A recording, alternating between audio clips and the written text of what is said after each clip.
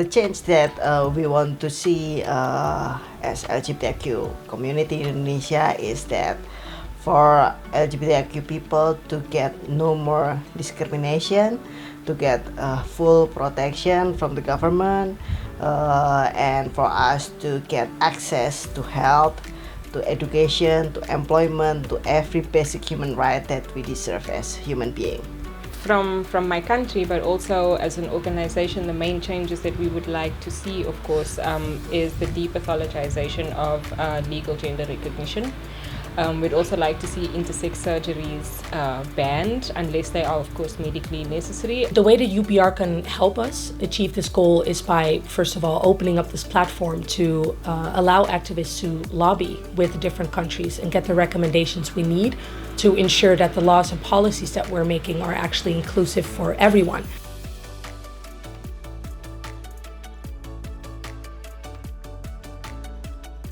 Well, Brazil received about 12 recommendations on the last cycle, and none of them were fully implemented, just because there is actually no political will to do so. For instance, in the Philippines, Philippines currently has Safe Space Act of 2019, which penalize all form of sexual harassment in the street, public spaces, online spaces, including educational and training center.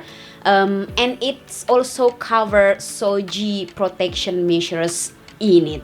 So this is really good, and it was developed also driven by the last recommendations during the third cycle. But in other country, for instance, like Indonesia received 12 recommendations mentioned on the protection of LGBTIQ rights, SOGIESC issues, as well as the human rights defender of LGBTIQ person.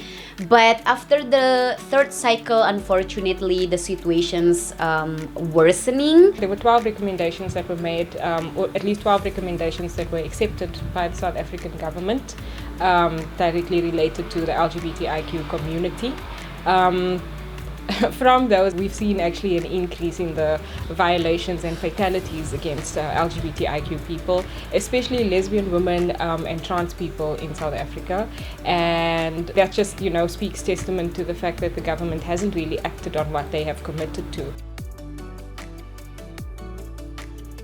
I'd say my favorite part has certainly been talking to other activists from other countries and to hear the different ways in which we're aligning, both in terms of the specific asks around trans healthcare, for example, on conversion therapy, on legal recognition. We're all focusing on the same things, pretty much.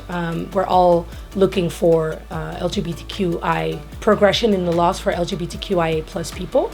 So it's very easy to find common ground, and it's also very nice to have the feeling that you're not alone in all of this. Very lucky to be here, to be engaged with UPR mechanism, and then to meet other human rights defenders. Meeting the missions directly one by one, and you have chance to explain the situations in your region, in your country, meeting with other activists. At some point, it feels like we could share the situations to the rest of the world through the missions.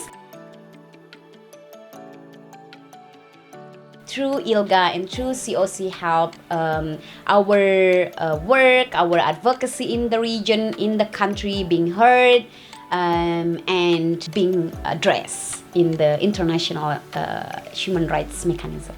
I think the biggest thing is that ILGA and COC even took the time to organize and facilitate this opportunity in the first place. If it wasn't for COC and ILGA, I would not be here. I would not have this opportunity to lobby for the rights of LGBTQIA plus people. Of course, the kind of logistical training we've gotten this week and just being able to connect with other peers in other countries has been immeasurably important. Setting up the meetings and then guiding us through the UPR process and how to actually present our recommendations in an impactful way was extremely helpful as well. And yeah, I'm really grateful and appreciative for what ILGA and COC have done.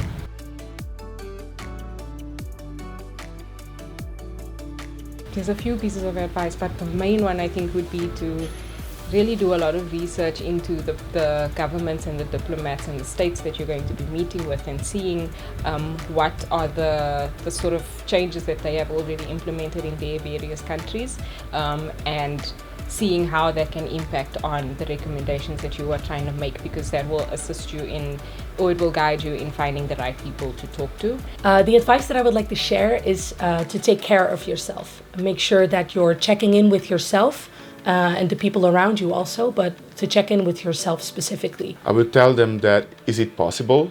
Is it possible to come from an privileged background and to still do things, go abroad, have productive time, quality time? I will tell activists that is it possible?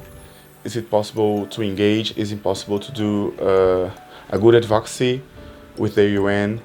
And everyone's welcome.